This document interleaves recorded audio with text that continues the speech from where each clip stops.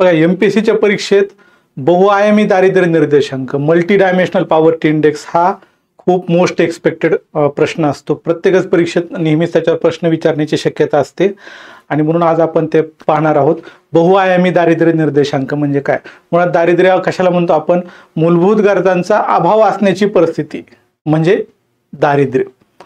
आणि मग ह्याच्यात मूलभूत गरजा काय काय असतात? अन्न, वस्त्र, निवारा या तर आहेतच. आता आधुनिक काळामध्ये आरोग्य आणि शिक्षणाचा पण समावेश मूलभूत गरजांमध्ये केलेला आहे. आणि म्हणून दारिद्र्यचा अभ्यास करत असताना आपल्याला बहुआयामी दृष्टिकोन ठेवला पाहिजे.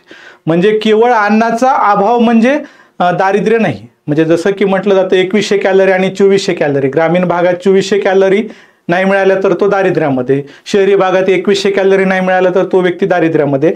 असा जो काही पारंपरिक दृष्टिकोन आहे दारिद्र्य मोजण्याचा, तो जाऊन आता आधुनिक काळामध्ये आपण बहुआयामी पद्धतीनं दारिद्र्याचा अभ्यास करतो. आणि हा बहुआयामी पद्धतीनं दारिद्र्याचा अभ्यास म्हणजेच काय? तर दारिद्र्य हे केवळ एकाच गोष्टीचा अभाव आहे असं न मानता दारिद्र्य पाहण्यासाठी अनेक गोष्टींचा अभाव एकाच वेळी आपल्याला बघावा लागतो. ओके. आणि यालाच म्हणतात बहुआयामी दारिद्र्य निर्देशांक. म्हणजे बहुआयामी दारिद्र्य निर्देशांक मल्टी डायमेन्शनल पॉवर्टी इंडेक्स हा जो निर्देशांक आहे तो काय करतो? दारिद्र्याचं बहुआयामी विचार करतो आणि वेगवेगळ्या अंगाने दारिद्र्य एखादं कुटुंब कसं आहे त्या दारिद्र्याचा या प्रकारे निर्देशांक तयार केला जातो. सो हा जो निर्देशांक आहे याची सुरुवात 2010 पासून झाली. पूर्वी HPI होता म्हणजे ह्युमन पॉवर्टी इंडेक्स होता, मानवी दारिद्र्य निर्देशांक होतं. त्याच्याऐवजी 2010 पासून मल्टी डायमेन्शनल पॉवर्टी इंडेक्स हा नवीन निर्देशांक आपण स्वीकारला. हा निर्देशांक कोण तयार करतं? OPSDI, Oxford poverty and development initiative नावाचं जे काही संस्था आहे त्यांच्याकडून हा मल्टी डायमेन्शनल पॉवर्टी इंडेक्स तयार केला जातो. ओके. आणि हा निर्देशांक कोण प्रकाशित करतं? UNDP ही संस्था प्रकाशित करत असते. UNDP म्हणजे युनायटेड नेशन्स डेव्हलपमेंट प्रोग्राम. या UNDP कडूनच पूर्वी HPI तयार केला जायचा. आता HPIच्या ऐवजी MPI आलेला आहे, मल्टी डायमेन्शनल पॉवर्टी इंडेक्स आलेला आहे. आता ह्या मल्टी डायमेन्शनल पॉवर्टी इंडेक्स मध्ये काय केलं जातं की वेगवेगळ्या देशांमधून जी काय आकडेवारी गोळा होईल आणि मग तिथं कुटुंबाचं दारिद्र्य मोजलं जातं. बहुआयामी दारिद्र्य निर्देशांकामध्ये कुटुंबाचं दारिद्र्य मोजायचं आणि मग त्या कुटुंबामध्ये कोणकोणत्या मूलभूत गरजांचा अभाव आहे त्यानुसार त्यांना स्कोअर दिला जातो. जेवढ्या जास्त मूलभूत गरजांचा अभाव तेवढा जास्त स्कोअर त्या कुटुंबाला मिळेल किंवा तेवढे जास्त गुण त्या कुटुंबाला दिले जातील. आणि म्हणजे ज्या काही मूलभूत गरजा आहेत मग त्या आरोग्य, शिक्षण आणि जीवनमानाचा दर्जा ह्या 3 गटामध्ये विभागलेल्या आहेत. ओके. मग आरोग्याशी निगडीत असणाऱ्या मूलभूत गरजांचा अभाव, शिक्षणाशी निगडीत असणाऱ्या मूलभूत गोष्टींचा अभाव, जीवनमानाचा दर्जा ठरवणाऱ्या गोष्टी जसं की निवारा आहे, वीजाची उपलब्धता, अशा वेगवेगळ्या गोष्टींचा अभाव. सो जेवढ्या जास्त गोष्टींचा अभाव असेल तेवढं ते कुटुंब जास्त दारिद्र्याकडे जाणार असेल. ओके. आणि त्यानुसार मग जितका अभाव असेल तितकं स्कोअर वाढत जाईल आणि मॅक्झिमम स्कोअर किती असेल एखाद्या कुटुंबाचा तो असेल 100% असेल, 100%. तो MPI मध्ये एखाद्या कुटुंबाला सर्वात जास्त पर्सेंट किती मिळू शकतं? 100%. सो एखाद्या कुटुंबाचा जेव्हा स्कोअर MPI मध्ये 100% असतो त्याचा अर्थ त्या कुटुंबाकडे कुठल्याही मूलभूत गोष्टी नाहीयेत. ना आरोग्याच्या सुविधा आहेत, ना शिक्षणाच्या सुविधा आहेत, ना मूलभूत जीवनमानाच्या दर्जाच्या सुविधा आहेत. म्हणजे ते कुटुंब 100% दारिद्र्यामध्ये आहे. आणि जितका स्कोअर कमी होईल तेवढं तुमच्याकडे काही गोष्टींची उपलब्धता वाढत जाईल. ओके. सो यानुसार मल्टी डायमेन्शनल पॉवर्टी इंडेक्स मध्ये काय केलेलं आहे? मूलभूत गरजा 3 गटामध्ये विभागल्या: आरोग्य निगडीत, शिक्षण निगडीत आणि जीवनमानाच्या दर्जाशी निगडीत. आरोग्यामध्ये मग जे काही मूलभूत गरजा म्हणजे त्या कुटुंबाच्या आरोग्याची परिस्थिती कितपत चांगली आहे किंवा नाही हे पाहण्यासाठी कोणते गोष्टी विचारात घेतल्यात? पोषण पातळी विचारात घेतली. ठीक आहे. आणि दुसरी बालमृत्यूचं प्रमाण विचारात घेतलं. म्हणजे त्या कुटुंबात बालमृत्यू झालाय का? 5 वर्षाखालील मुलाचा एखादा मृत्यू असेल तर त्याला बालमृत्यू म्हणतो. तिथं पोषण पातळी आहे का त्या कुटुंबामध्ये? पोषण पातळी कशी आहे म्हणजे उंची आणि वयाच्या प्रमाणात वजन कुपोषित बालकांचं वगैरे प्रमाण आहे का. शिक्षणाच्या संदर्भामध्ये दोन घटक, शालेय शिक्षणाची परिस्थिती आणि दुसरं शालेय उपस्थिती, या दोन गोष्टी त्याच्यामध्ये विचारात घेतल्या जातात. ओके, शालेय शिक्षण त्या कुटुंबातली सगळी लोक शाळेमध्ये गेलेली आहेत का, शालेय उपस्थिती आहे का, म्हणजे शाळेमध्ये जाण्याची जी काही वय आहे मुलांचं, अशा वयातली सगळी मुलं त्या कुटुंबात शाळेत जातात का, त्याला म्हणायचं शालेय उपस्थिती. ठीक आहे. जीवनमानाचा दर्जा तपासणारे जे घटक आहेत त्याच्यामध्ये 6 मुद्दे घेतलेले आहेत. विजेची उपलब्धता, म्हणजे त्या कुटुंबाकडे विजेची जोडणी आहे का, स्वच्छ पेयजलाची व्यवस्था आहे का, क्लीन ड्रिंकिंग वॉटर. तिसरा, स्वच्छतेच्या सुविधा आहेत का, टॉयलेट्स वगैरे आहे का, स्वयंपाकाचं इंधन कसं आहे, लाकूड फाटा आहे का, गॅसवर स्वयंपाक चालतो, निवासाच्या सुविधा, कच्चं घर आहे का पक्कं घर आहे, हे पण त्याच्यामध्ये पाहिलं जातं. मालमत्ता काही आहे का त्यांच्याकडे, माहिती विषयक मालमत्ता जसं की रेडिओ, टीव्ही, दळणवळणाच्या सुविधा आहेत का, जसं की सायकल, मोटरसायकल वगैरे असेल. सो जेवढ्या ह्या बाबींचा अभाव असेल तेवढं ते कुटुंब बहुआयामी पद्धतीनं जास्तीत जास्त दारिद्र्यात जाईल. ओके, आणि मग ह्या प्रत्येक घटकाचा अभाव पाहत असताना काय केलं, त्याला पर्सेंटेज ठरवून दिले. आता ह्याच्या प्रत्येक गोष्टीला हे जे 3 आयाम आहेत, आरोग्य, शिक्षण आणि जीवनमानाचा, ह्या प्रत्येक आयामाला काय केलं, 1/3 वेटेज दिलेले, नाही का. तिन्ही घटकांना सारखं महत्व दिले. 1/3 वेटेज आरोग्याला, 1/3 वेटेज शिक्षणाला, 1/3 वेटेज जीवनमानाचा दर्जा तपासण्याला. म्हणजेच पर्सेंटेज सुद्धा 33.33% प्रत्येक घटकाला दिलेला आहे. ओके, आणि मग आरोग्याचे जे काही हे 33.33% वेटेज आहे ते 2 घटकामध्ये विभागले, पोषण आणि बालमृत्यू. म्हणजेच पोषणाला महत्व 1/6% मध्ये तुम्ही कॅल्क्युलेट केलं तर 16.7%. बालमृत्यूला 1/3 महत्व दिलंय. ठीक आहे, आणि 1/6 1/6 आणि त्याला पर्सेंटेज दिले 16.7%. ओके, शिक्षणासाठी शालेय शिक्षणाला महत्व 1/6, पर्सेंटेज 16.7%. शालेय उपस्थितीला 1/6 इम्पॉर्टन्स, पर्सेंटेज 16.7. ओके, म्हणजे हे 33.3% हे 2 गटामध्ये विभागलंय.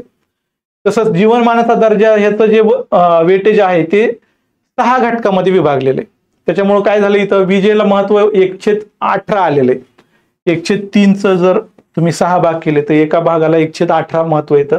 पर्सेंटेजमध्ये 5.6 वेटेज येईल. स्वच्छ पेयजलाला 1/18 आणि पर्सेंटेज 5.6. सगळ्या घटकाला ह्याच्यातले जे 6 घटक आहेत त्याचं वेटेज 1/18 आणि पर्सेंटेज मध्ये 5.6 प्रत्येकाचं येईल. तो अशा प्रकारे हे त्यांनी विभागणी केली. जे काही मूलभूत गरजा आहेत, प्रत्येक मूलभूत गरजेला किती इम्पॉर्टन्स दिलं पाहिजे, आणि मग प्रत्येक कुटुंबाकडे जेवढा अभाव असेल तेवढं त्यांचं पर्सेंटेज वाढत जाईल MPI मध्ये, आणि जितकं पर्सेंट जास्त तेवढं दारिद्र्याचं तीव्रता पण वाढत जाईल. ठीक आहे. यानुसार MPI मध्ये काय केलं जातं की सगळे जे काही कुटुंब आहेत त्यांचे 3 गट केलेले आहेत ह्या पर्सेंटेजनुसार. पहिला जो गट केला 20% ते 33.33% गट, यांना काय म्हटलेलं, दारिद्र्याच्या जवळ असणारे कुटुंब आहेत.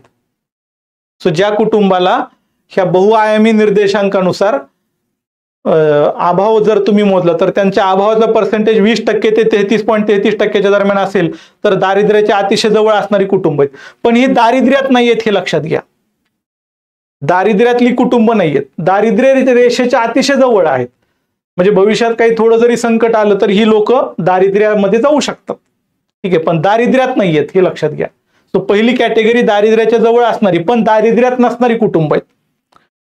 33% पुढे जर पर्सेंटेज गेलं एखाद्या कुटुंबाचं 50% पर्यंत तर त्याला म्हटलेले बहुआयामी दारिद्र्यामधील कुटुंब. मग ही कुटुंब प्रॉपर बहुआयामी दारिद्र्यात आहेत. तर त्याच्यासाठी निकष काय, 33.33% ते 50% दरम्यान त्याचा MPI मधलं त्यांचे पर्सेंटेज असलं पाहिजे.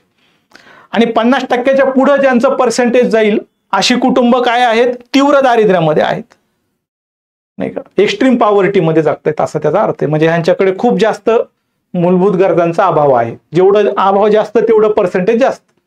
तर 50% पुढे जर पर्सेंटेज गेलं तर ते कुटुंब तीव्र दारिद्र्यामध्ये आहे असं समजलं जाईल.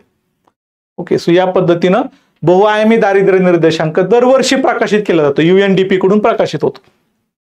ठीक आहे.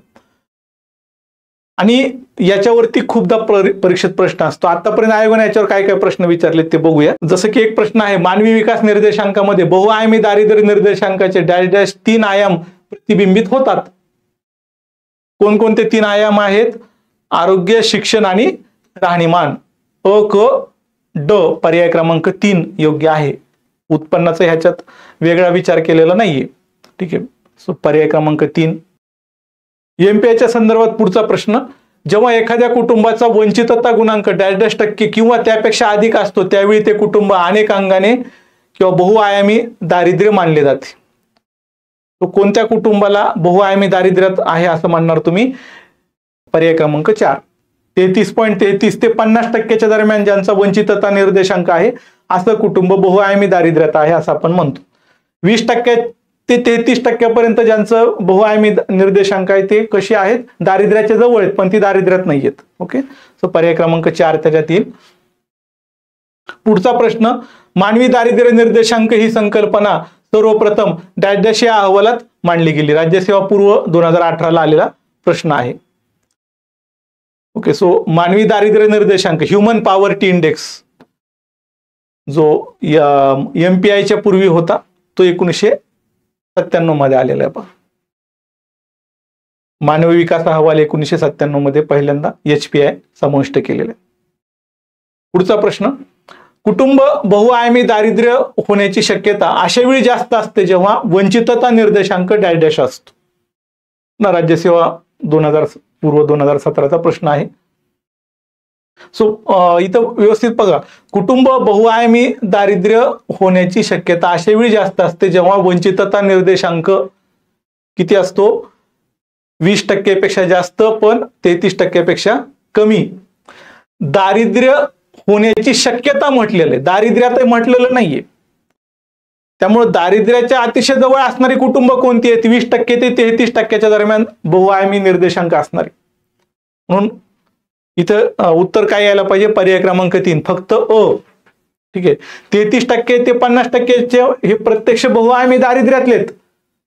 ठीक आहे, त्यांच्या शक्यतेचा विषयच नाही, ते प्रत्यक्ष दारिद्र्यातच आहेत. सो हे दोन्ही ब आणि क दोन्ही चुकीचे आहेत, फक्त अ विधान बरोबर आहे. ओके, पुढचा प्रश्न, अनेकांगी दारिद्र्य निर्देशांकाने 1997 मध्ये कोणत्या निर्देशांकाची जागा घेतली? सो मानवी दारिद्र्य निर्देशांकाची जागा घेतली. ठीक आहे, सो हे 2010 मध्ये जागा घेतलेली आहे. आणि मानवी दारिद्र्य निर्देशांकाची सुरुवात 97 ला झाली आणि त्याच्याऐवजी अनेकांगी दारिद्र्य निर्देशांक आला 2010 मध्ये. हे थोडंसं त्याच्यामध्ये करेक्शन लक्षात घ्या. 97 मध्ये मानवी दारिद्र्य निर्देशांक सुरू झाला आणि त्या मानवी दारिद्र्य निर्देशांकाच्या ऐवजी MPI आला, बहुआयामी दारिद्र्य निर्देशांक आला. तो कधी? 2010 ला आलेला. पुढचा प्रश्न, ज्यांचा नागोनूक हानी किंवा नुकसान दर 4% किंवा त्यापेक्षा जास्त आहे असे कुटुंब अनेक बाजूंनी गरीब असते. ओके, सो नागोनूक किंवा हानी नुकसान दर ह्यालाच आपण बहुआयामी दारिद्र्य निर्देशांक असं म्हणतो. वंचितता निर्देशांक, ठीक आहे, नागोनूक किंवा वंचितता असा शब्द आहे तिथं. वंचितता म्हणजेच नागवणूक हानी किंवा नुकसान दर, म्हणजे जेवढा मूलभूत गरजांचा अभाव तेवढं हानी नुकसान जास्त असेल, वंचितता जास्त असेल. ठीक आहे, आणि मग ज्यांचं हा नुकसान दर 4% किंवा त्यापेक्षा जास्त आहे असे कुटुंब अनेक बाजूंनी गरीब असते.